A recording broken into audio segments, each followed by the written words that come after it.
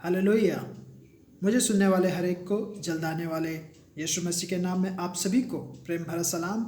और मैं आशा करता हूँ आप सभी दिन प्रतिदिन लगातार यीशु मसीह में बढ़ते जा रहे हैं। तो आइए मेरे प्रियो, आज के वचन की ओर हम आगे बढ़ेंगे और आज का हमारा मनन का विषय इस प्रकार से है, अपने जीवन के हर एक विषम परिस्थिति के छुटकारे के लिए परमेश्वर पर भरोसा रखें। दूसरे शब्दों में, अपने जीवन के हर एक कठिन माहौल में, कठिन परिस्थिति में उनसे निजात पाने के लिए, छुटकारा पाने के लिए परमेश्वर पर ईमान रखें, भरोसा रखें। तो इस विषय के अध्ययन के लिए आप मेरे साथ निकालिए न्यायों की पुस्तक अध्याय 3 आयत 7 से लेकर 11। एक और बार फिर से पुराने नियम, बाइबल के पुराने नियम से न्यायों की पुस्तक अध्याय 3 आयत 7 से लेकर 11। मेरे प्रियो, यदि आप इन आयतों को मनन करेंगे तो परमेश्वर यहाँ पर एक व्यक्ति को चुनते हैं इजरायलियों की छुटकारा के लिए, और वह व्यक्ति लगभग 40 वर्ष तक इजरायलियों का न्याय करते रहता है। तो आइए हम इस व्यक्ति के विषय में सीखेंगे।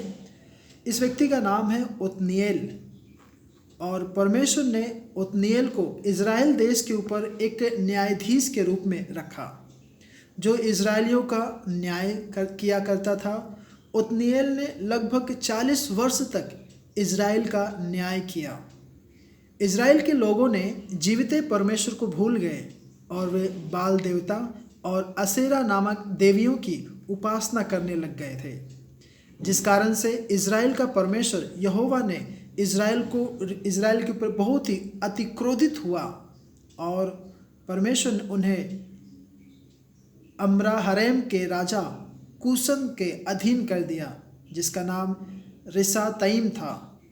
कहने का मतलब ये कि परमेश्वर ने इजरायलियों को अपने शत्रुओं के अधीन में कर दिया, और हुआ यूँ कि वे लगभग 8 साल तक इजराइल के लोग कूशन राजा के अधीन में रहे, गुलाम में रहे।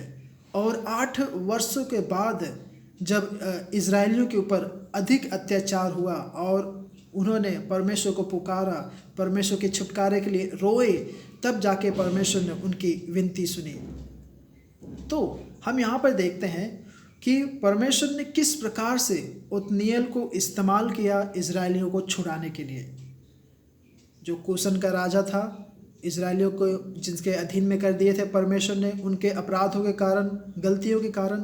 तो अब इजराइल देश फिर से परमेश्वर से पुकार लगा रहा है, गुहार लगा रहा है छुटकारे के लिए। तो इस बीच परमेश्वर ने ओत्निएल को खड़ा किया इजरायलियों को छुटकारे के लिए। तो हम देखते हैं यहाँ पर मेरे प्रियो कि फिर से परमेश्वर ने इजरायलियों के रोने की आवाज़ सुना, और परमेश्वर ने कालेब के छोटे भाई ओत्निएल को ठहराया। उन सभी इजरायलियों को छुड़ाने के लिए ओत्निएल ने कूशन के राजा से लड़ाई की, और परमेश्वर उस कूशन राजा को ओत्निएल के अधीन में कर दिया। और इस लड़ाई के पीछे परमेश्वर का हाथ था, जिस कारण से राजा कूशन ओत्निएल के अधीन हो गया, जिससे वे जीत सके और इजराइल आगे बढ़े और जय जयकार कर पाए। हम देखते हैं कि ओत्निएल लगभग 40 वर्षों तक इजराइल के ऊपर न्याय करता रहा, उनका बारी बारी न्याय चुकाता रहा, और लगभग 40 वर्षों के बाद ओत्निएल मर गया। मेरे प्रियो, हम अभी देखेंगे कि परमेश्वर ने क्यों इजरायलियों को एक हठी राजा या फिर एक दुष्ट राजा के अधीन कर दिया। सबसे पहली बात, इजराइल के लोगों ने परमेश्वर को भूल गए थे, जिन्हें परमेश्वर ने मिस्र के गुलामी से बाहर निकाला और अद्भुत रीति से उन्हें चलाया फिराया, उनकी हर एक कमी घटियों को, उनकी आवश्यकताओं को पूरी किया। इजराइल परमेश्वर को भूल गए थे। इस कारण से परमेश्वर ने इजरायलियों को हठी राजा के, कूशन के राजा के अधीन में कर दिया। और दूसरी बात यह कि इजराइल के लोगों ने वे जीवित परमेश्वर को छोड़ अन्य देवी देवताओं की उपासना करने लग गए थे, जैसे कि बाल, असेरा अस्तोरेत, मिलकोम, कमोस, ऐसे और भी कई सारे अन्य देवी देवताएं थे। कहने का मतलब यह है कि वे अपने जीवित परमेश्वर को भूलकर हाथ के बनाए हुए देवी देवताओं को, मूर्तियों की आराधना करने लगे, उपासना करने लगे। तो जिस कारण से परमेश्वर ने इजरायलियों को एक कूशन के राजा, जो हठी राजा था, उसके अधीन में कर दिया। और तीसरी बात कि क्यों परमेश्वर ने इजरायलियों को उनके अधीन में कर दिया, वह इसलिए क्योंकि उनके कार्य बुरे थे और उन्होंने परमेश्वर के विरोध में बलवा किया। मेरे प्रियो, अभी हम आगे देखेंगे कि परमेश्वर ने किस प्रकार से इजरायलियों को सजा दी या फिर दंड दी। सबसे पहली बात कि परमेश्वर ने इजरायलियों को उस हठी राजा के अधीन में कर दिया या फिर उनके हाथों बेच दिया, उनका गुलाम बना दिया, ताकि वे सुधरे, ताकि वे सीखें। और दूसरी वे, परमेश्वर ने उन क्रूसों के मध्य में इजरायलियों को भी शामिल किया, यानी कि वो जो कूशन के राजा थे, उन्हीं के मध्य में इजराइल को भी सहभागी कर दिया कि तुम भी जाओ और गुलामी में रहो। तीसरी बात ये कि परमेश्वर ने क्यों इजरायलियों की सजा दी, वो इसलिए क्योंकि उन्होंने परमेश्वर को भूल गए, जिस कारण से परमेश्वर ने उनकी आज़ादी छीन ली। और चौथी, वे बुरी तरह से प्रताड़ित किए गए और गुलाम बनाए गए। तो परमेश्वर ने इस प्रकार से इजरायलियों को दंड दिया, इस प्रकार से परमेश्वर ने इजरायलियों को सजा दी।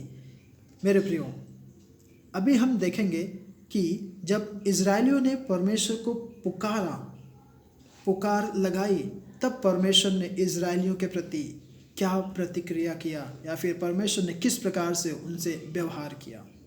तो सबसे पहली बात, परमेश्वर ने उनके रोने की आवाज़ को सुना। हाँ मेरे प्रियो, आप जब कभी भी मन फिराकर परमेश्वर के पास आप लौटते हैं, आप पुकार लगाते हैं, परमेश्वर आपके रोने की आवाज़ को सुनता है। दूसरी बात, परमेश्वर ने उन्हें माफ़ी दी, और जब आप पूर्ण मन से परमेश्वर की ओर फिरते हैं, तब परमेश्वर जरूर आपको माफ़ करता है।